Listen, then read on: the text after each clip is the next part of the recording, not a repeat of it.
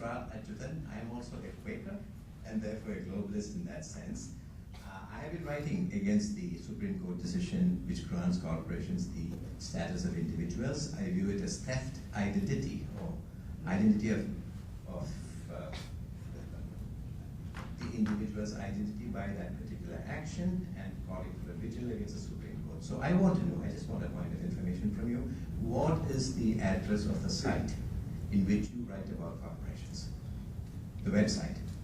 Well, there's a couple. You can check out movetoamend.org. One word, move to amend.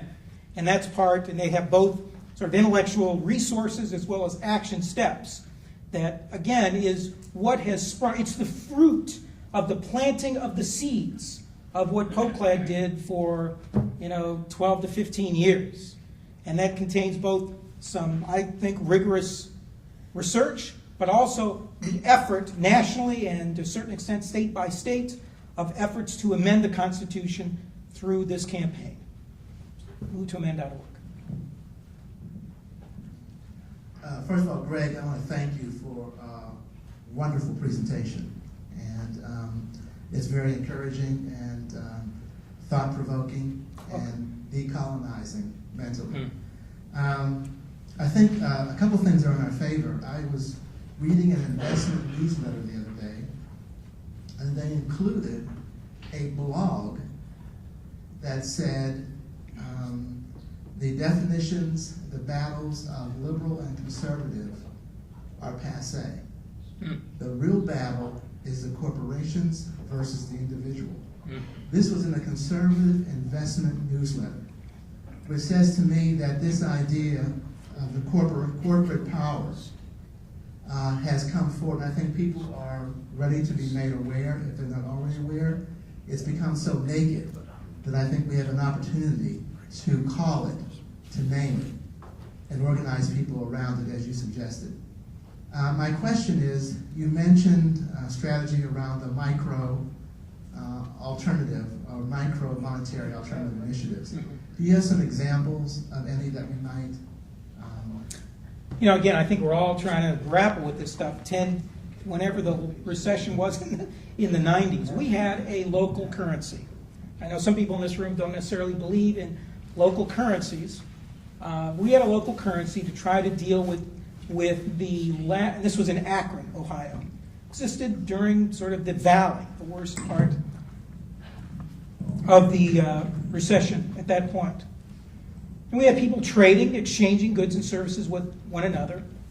As part of that process, we would gather people together once a month to meet, to trade and exchange, but also to discuss how the system was going. And we called it the People's Federal Reserve, the People's Reserve Board. And we tried to demystify these things. And we used those occasions not just to meet your needs, gee, I need a plumber, what can you do? I can bake a cake for you if, you provide me some plumbing services. But we use those occasions as arenas, as educational excuses to have a 15-minute description of what's going on in the macro world. So we use that as an entry point to make these issues together. And we had low-income people, poor people. We had survivalists, Mormons. We had the most eclectic. I've been doing community organizing for 25 years, and there is still to this day no project that has been more diverse politically, economically than that sort of local currency thing, because it brought all people together. But once we got them in that room, we locked that door and did a little bit of that education to make those kinds of connections.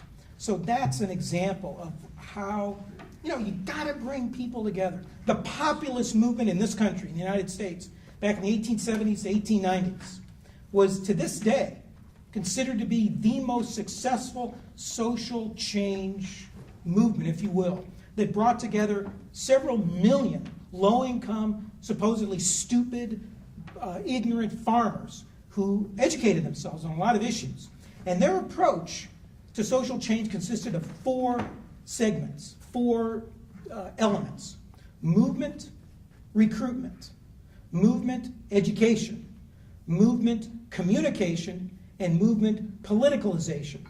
The movement, recruitment. How are we going to get people? How are we going to bring change? How are we going to oppose the bankers and the railroads, which were the most important, the banks and the railroads, most powerful corporate institutions of the day. How are we going to do that? Well, the movement recruitment element was, we're going to create cooperatives.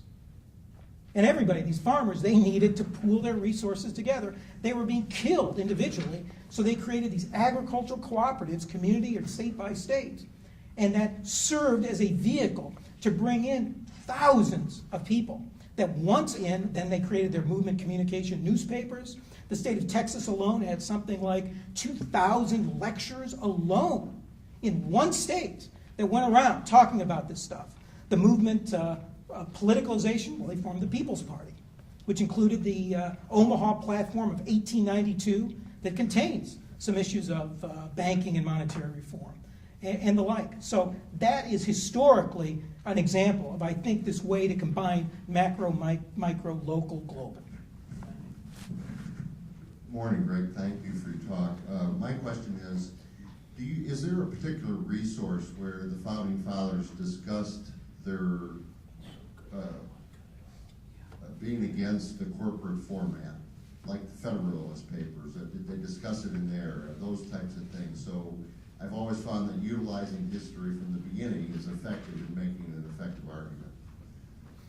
One single, wow, that's a good question. I don't know if there's one single resource. Jefferson, of course, came out in a number of his works against corporate power in general, banks in particular.